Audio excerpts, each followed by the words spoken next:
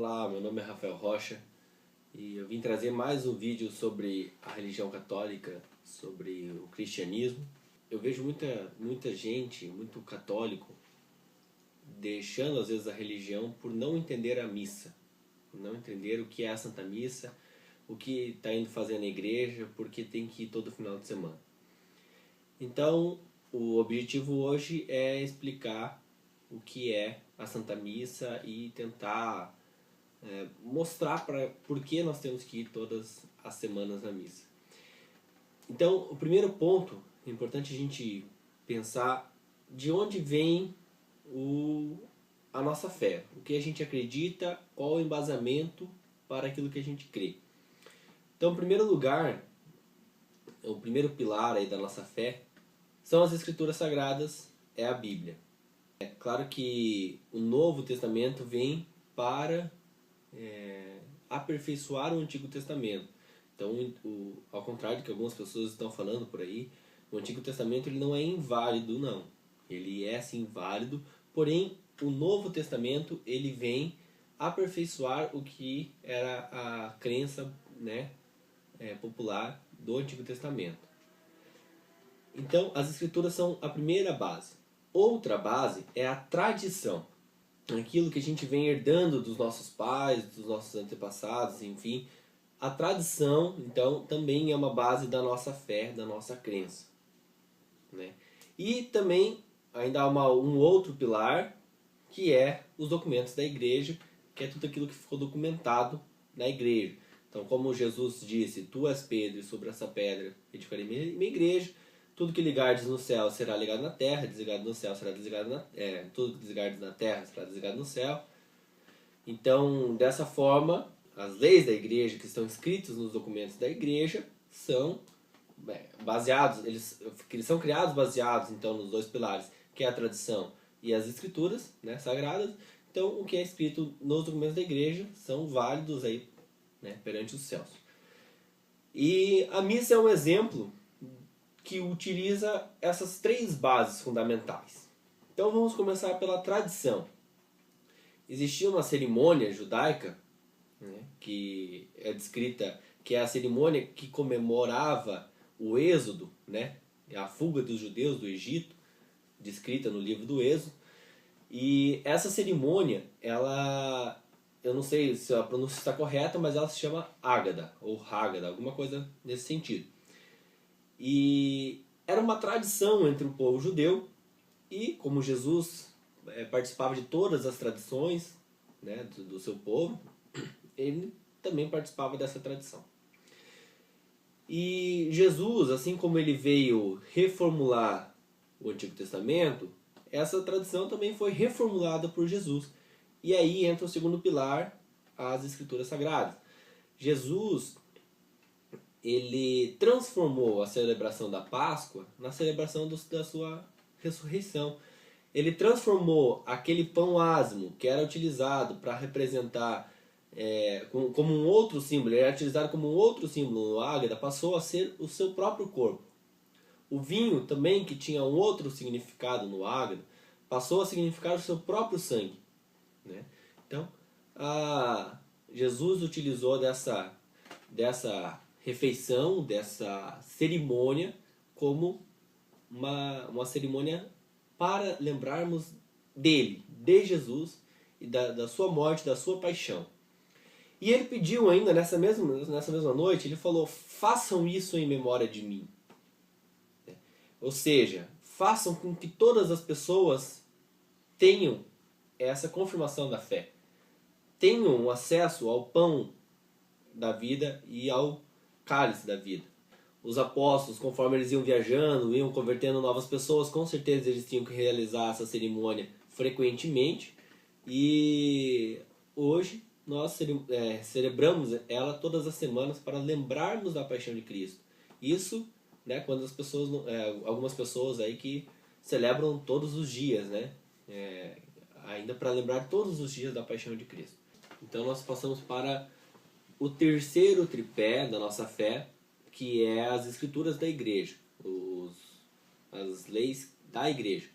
Então, a celebração eucarística, ela está documentada na igreja e elas têm um padrão para ser seguido. Então, por isso que nós vemos que a missa é sempre igual. As pessoas falam, a missa é sempre igual. Na verdade, a gente vai ver algumas mudanças quando eu estiver explicando melhor sobre a missa daqui a pouco. Mas por que ela sempre segue esse mesmo roteiro? Porque ela é documentada. Inclusive, no Concílio Vaticano II, ela foi reformulada para que as pessoas pudessem participar juntos. Porque antes, a missa era realizada em latim e as pessoas não conseguiam participar, porque ninguém ia aprender latim para participar da missa. Então, muitas coisas foram mudadas. Isso foi através, né, das leis da igreja e não necessariamente algo que está escrito na Bíblia, que deveria ter sido mudado. Então aí a gente vê, a missa é um grande exemplo das 3 bases da fé católica. Ok, vamos ver como que funciona a missa, qual é o procedimento, o que acontece do início ao fim. Para isso eu peguei hoje o folheto da missa de hoje. Eu vou mais ou menos seguindo ele para poder falar o passo a passo da missa. Ainda antes de começar a missa, geralmente o comentarista ele cumprimenta a comunidade e diz quais serão as intenções da missa. Como que faz para que eu possa dar uma intenção na missa? É só você entrar em contato com a secretaria da sua paróquia e falar, olha, eu gostaria de acrescentar nas intenções da Santa Missa tal coisa. E, à medida do possível, a secretaria vai incluir isso na missa, né? Nas intenções da missa. Então lá a gente vai ouvir todas as intenções, seja pela saúde de alguém, aniversário de alguém, morte, missa de 7º dia, enfim, todas as intenções das pessoas que solicitaram para aquela missa. Logo depois, inicia o rito de entrada com o canto inicial.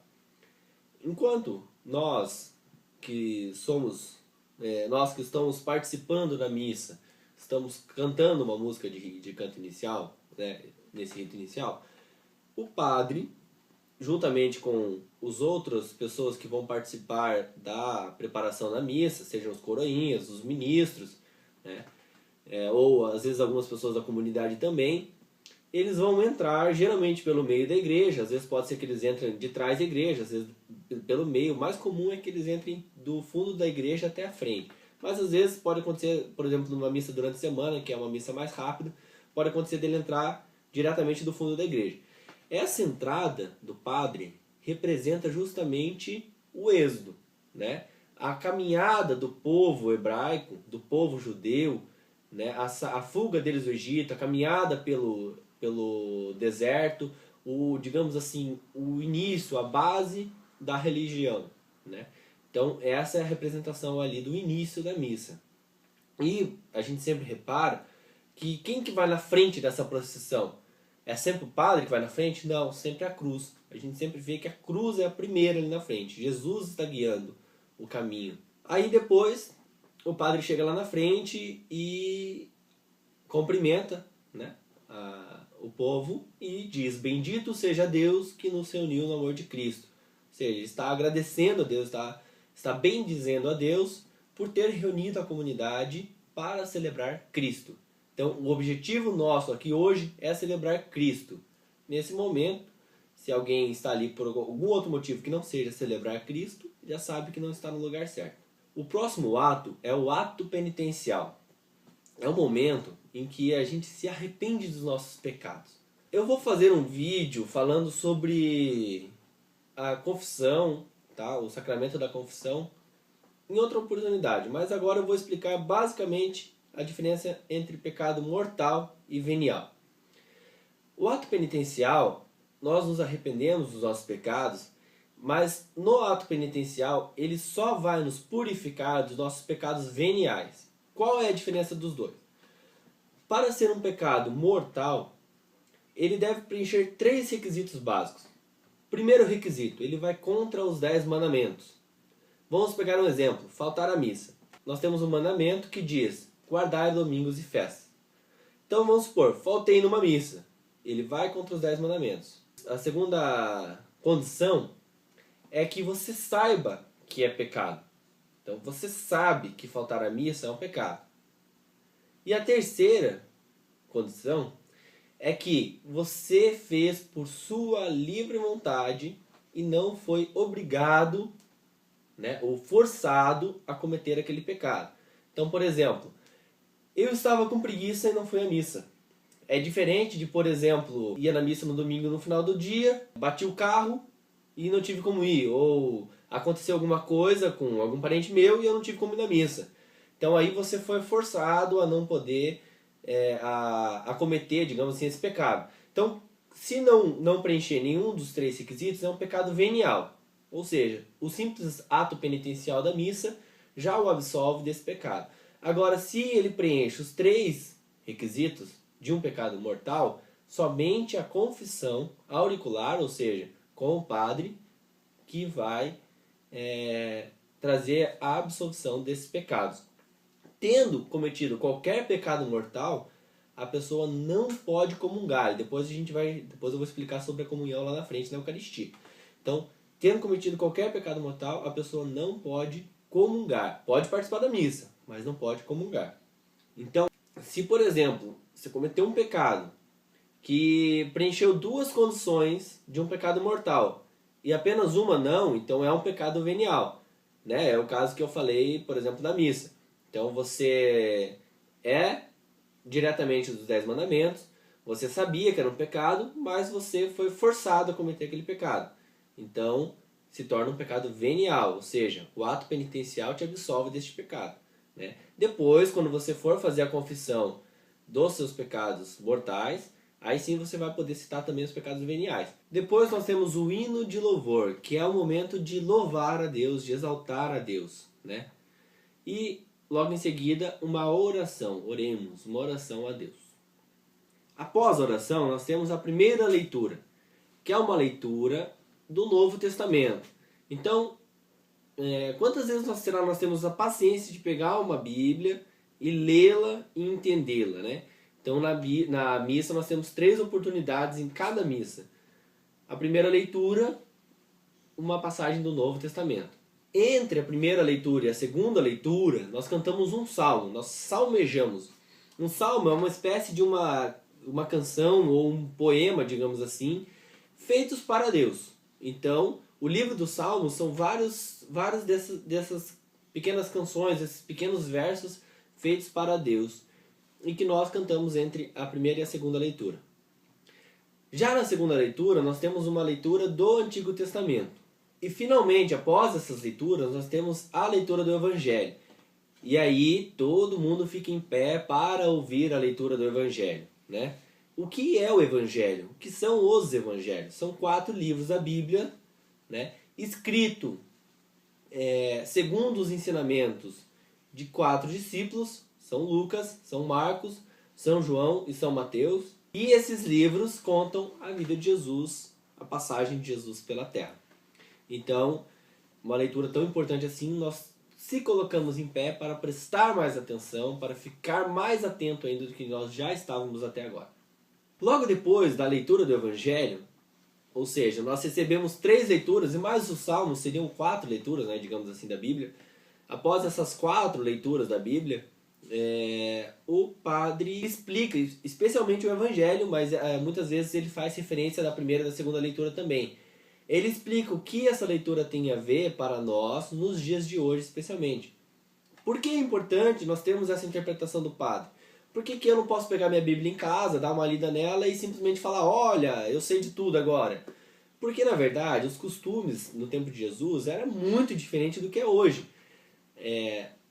A tradição judaica, que era a tradição de Jesus, os povos naquela época, o pensamento, vamos pensar, até a tecnologia que nós temos hoje, por exemplo, não existia na época.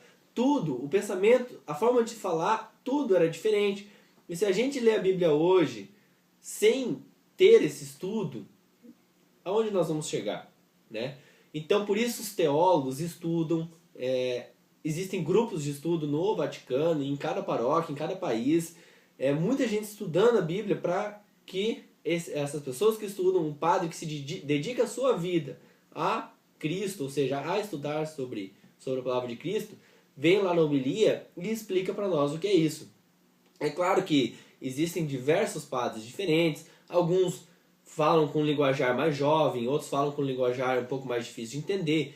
Existem vários padres que têm uma homilia diferente uma da outra, mas todos eles, né, estudam para falar o que eles vão falar lá na frente. E por que essa hora da homilia algumas pessoas conhecem popularmente como sermão? Porque na verdade assim, como eu expliquei, a homilia é uma explicação das leituras, especialmente do Evangelho. Porém, se o padre vê, por exemplo, se ele percebe que a comunidade, ou seja, o grupo daquela paróquia, está precisando de um puxão de orelha sobre um determinado assunto, quando o padre percebe isso, então o que ele faz? Ele adota um sermão. Então ele vai dar esse puxão de orelha mesmo nos fiéis para que corrijam essa postura, para que mudem essa atitude. Logo após a homilia, nós fazemos a nossa profissão de fé. O que é a profissão de fé? É nós renovarmos a nossa fé, nós falarmos, porque apenas pensar não grava, então nós falamos qual é a nossa fé. E isso é o credo. O credo é um resumo geral de toda a nossa fé. O próximo ato é um ato muito particular de cada comunidade. É a oração da comunidade. Onde nós vamos fazer algumas orações pedindo a favor da nossa comunidade, da comunidade daquela paróquia específica, né? Então, por exemplo, se é Dia das Mães, vai poder pedir pelo Dia das Mães. Nós pedimos pela igreja, pelo Papa, pedimos pelos enfermos, enfim.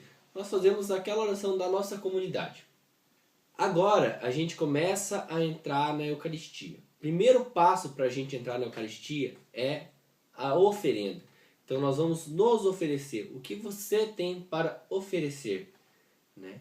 Um dos sinais nessa hora é o dinheiro que é oferecido nas cestinhas ou nas caixinhas. E cada igreja tem uma forma de coleta de dinheiro nessa hora.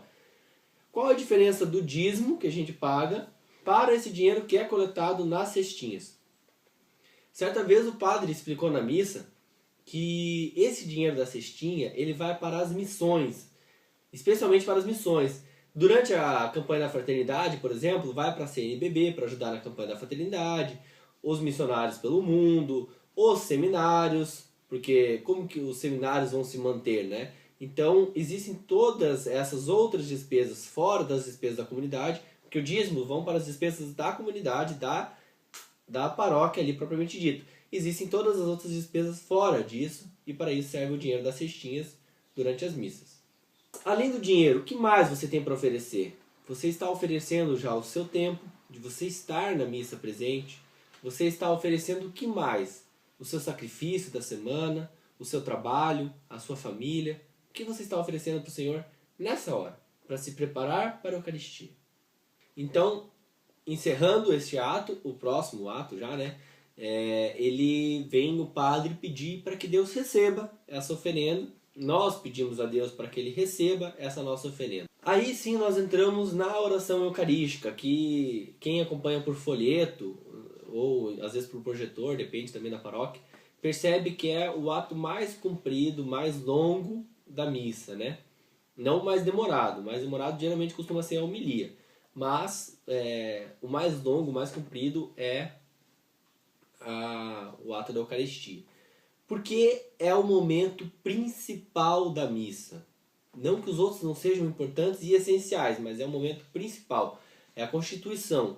É aqui que nós vemos claramente o que Jesus fez, né? Quando ele pegou o pão, ele abençoou, deu graças para Deus, né? Esse pão que nós temos hoje, a hóstia que nós temos hoje, ela é baseada no mesmo pão que Jesus usou, que era usado nas cerimônias do Ágada, que era um pão ázimo, ou seja, um pão sem fermento. É só farinha, água e sal praticamente. E a hóstia é feita desse mesmo material, a diferença é que ela é menor, mais fina, para que seja mais fácil a distribuição dela, né? Mas na época de Jesus, o pão utilizado era um pão grande, então eles dividiam e todos comiam do mesmo pão. Da mesma forma, o vinho, que Jesus consagrou como sendo seu sangue, todos tomavam do mesmo cálice. E hoje, imaginem numa igreja com tantas pessoas, e hoje nós conhecemos algumas doenças que podem ser transmitidas através de utilizar o mesmo copo, por exemplo. Imagine todas as pessoas tomando o vinho do mesmo cálice. Então, nas missas, geralmente, as pessoas não comungam nas duas espécies, apenas no pão. Por que apenas no pão e não também na espécie do sangue, do vinho, né? Porque imaginem o tempo que iria demorar para que todos pudessem tomar um pouco do vinho, né, do sangue. Então, comumente, nas missas, normalmente, é feito apenas em uma espécie, que é a espécie do pão. Porém, se você participar da missa, da celebração eucarística, em um grupo menor, seja, por exemplo, num retiro ou num seminário, vamos supor, você vai ter oportunidade, provavelmente, de comungar nas duas espécies. Tanto no pão, no corpo, quanto no vinho, que é o sangue, né? Geralmente, quando é feito nas duas espécies, você molha o pão no vinho antes de comungar. Durante a oração eucarística, nós permanecemos em pé durante a maior parte do tempo. Nós ficamos em pé, né, como eu falei, pela importância para você poder ouvir melhor o que está acontecendo. Porém, no momento em que está sendo feita a consagração, em que o padre está falando, revendo o que Jesus fez, né, neste momento é o momento em que o pão realmente se transforma em corpo e o sangue se transforma, ou o vinho se transforma em sangue. Neste momento a gente se ajoelha pela presença física de Jesus ali. Terminando o rito da Eucaristia, nós vamos fazer a oração do Pai Nosso, que foi a oração instituída por Jesus Cristo, né, uma oração bíblica, que é a oração mais comum que todas as pessoas conhecem, então é uma oração que nós fazemos juntos nessa hora. Neste momento, a oração do Pai Nosso está inserida em uma outra oração, e ela só termina quando no folheto está escrito o Amém. Então, neste momento, nós não falamos o Amém ao terminar o Pai Nosso, nós falamos o Amém depois que termina a oração completa. Você pode reparar que na missa, às vezes, algumas pessoas acabam falando Amém, algumas não falam Amém. Nós temos o costume de, quando estamos rezando o Pai Nosso, falar o Amém, por isso que de vez em quando acaba saindo o Amém. Mas, nesse momento, a gente não encerrou a oração completa, então a oração do Pai Nosso está inserida numa outra oração. Então a gente só termina realmente no final dela, quando tem o Amém ali no folheto ou no slide. Porém, se por costume você acabar falando o Amém sem querer, não tem problema nenhum, porque a palavra Amém significa assim seja. Eu concordo com o que está sendo dito ou com o que eu estou dizendo. Então, se você acabar falando Amém no meio, não tem problema, não tem nada de errado. Só que a oração não terminou ainda, tá? Lembre-se disso, a oração continua ainda. No momento em que o padre parte o pão durante a missa, e isso fica muito claro quando a gente estuda um pouco sobre a história do Padre Pio. O Padre Pio fala muito sobre esses momentos. Quando o padre parte o pão, ele quebra a hóstia no meio, é o momento em que Jesus está morrendo. Ele está passando, durante a missa, Jesus passa por todo o seu caminho do Calvário, por todo aquela sua paixão. E no momento em que o padre parte o pão, é o momento em que Jesus morre, em que o corpo de Cristo morre, né? Então é um momento assim pesado na missa. E logo depois aqui nós temos a fração do pão. É o momento em que o padre junta uma migalhinha, um pedacinho da hóstia no vinho, no sangue. O momento em que o pão se junta com o vinho é o momento da ressurreição. Jesus está ressuscitando. Jesus ressuscitado. Então o que nós comemos, o pão que nós comemos, não é Jesus morto. Não é o corpo de Cristo morto. É o corpo de Cristo vivo, ressuscitado. Tá? A hóstia é Jesus ressuscitado. Aí nós dizemos assim: Cordeiro de Deus que tirais o pecado do mundo, tende piedade de nós. Né? Nós repetimos 2 vezes na missa. Na verdade, essa parte pode ser repetida quantas vezes for da vontade da comunidade. Mas por convenção, para facilitar, para que esteja padrão, utiliza-se 2 vezes. Então, Cordeiro de Deus que tirais o pecado do mundo, tende piedade de nós 2 vezes. E aí depois, Cordeiro de Deus que tirais o pecado do mundo, dai-nos a paz. Por que nós chamamos Jesus de Cordeiro de Deus? Jesus é o Cordeiro de Deus, ou seja, ele ter dado a vida eliminou a necessidade de se fazer isso com o animal cordeiro. Jesus passa a ser o cordeiro e por isso todas as missas ele é sacrificado novamente para nos livrar dos nossos pecados. Aí nós participamos da comunhão com uma música, né, uma música de fundo, um momento em que nós podemos receber o corpo de Jesus em nosso templo. Nosso corpo é um templo vivo de Jesus. Nós recebemos Jesus dentro de nós. Para isso é necessário que tenhamos nos arrependido dos nossos pecados. Tenhamos feito uma boa confissão. A confissão deve ser com o padre. Deve ser também diretamente com Deus. Mas há necessidade de fazer a confissão com o padre. E isso, vamos fazer futuramente um vídeo falando sobre isso. Então, nesse momento da confissão, a gente recebe Jesus dentro de nós. Ah, mas eu percebo que um vai lá, senta, o outro fica em pé, o outro fica ajoelhado. O que é certo de fazer nessa hora? Este é o momento seu com Jesus. Você faz o que você se sentir bem em fazer com Jesus. A discrição na missa, em todos os momentos da missa, desde a roupa que você vai escolher para ir na missa, né? A discrição sempre é essencial. Então você não vai ficar fazendo gestos, gritando, falando, qualquer coisa assim, para não atrapalhar esse momento íntimo também que as outras pessoas têm. Lembre-se, é um momento íntimo. Jesus está dentro de você. Você não precisa externar nada. Jesus está dentro de você. Você pode falar intimamente com Ele. Se você quiser ficar em pé, pode ficar em pé. Se quiser ficar sentado, mais relaxado, pode ficar sentado. Se sentir a vontade de se ajoelhar, também pode se ajoelhar, mas lembrando que esse não é mais um momento de você pedir perdão. Então você pode se ajoelhar num momento íntimo ali com Jesus, mas não para pedir perdão, porque nesse momento você está com Jesus já no seu coração. Ele já te perdoou, você já é um templo digno de receber Jesus. Né? O momento de pedir perdão foi lá no ato penitencial. Logo depois da Eucaristia nós temos a oração após a comunhão. Algumas vezes o padre pode aproveitar daí esse momento para poder passar alguns recados para a comunidade. Vamos ter festa paroquial ou qualquer outro recado que seja importante para a comunidade. E então temos a bênção final. É importante ficarmos e participarmos da missa num todo, inclusive da bênção final. A missa ela se completa com a bênção final. Então, só para finalizar, uma coisa importante que também o Santo Padre Pio falava, que não se preocupe com o tempo da missa. Tem gente que vai preocupado se a missa vai demorar 1 hora, 1h30, meia hora. Quanto tempo vai demorar a missa? O importante é participar de cada ato da missa, saber, conhecer cada parte da missa. Essa explicação que eu dei hoje é a explicação de um leigo. Como eu já falei, eu sou um leigo, que eu estudo sobre a minha religião. Porém, se você quiser conhecer melhor ainda cada parte da missa, é importante que você compre um livro, que você procure um teólogo para fazer essas explicações.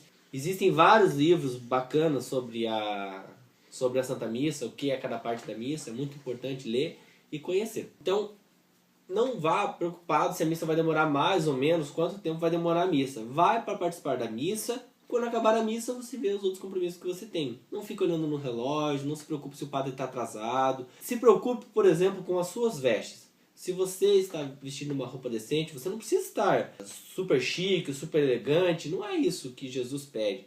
Mas que você esteja com uma roupa decente, para não tirar a atenção das outras pessoas da missa. Assim como você também não deve perder a sua atenção com as outras pessoas da missa, certo? Então, essa é a missa.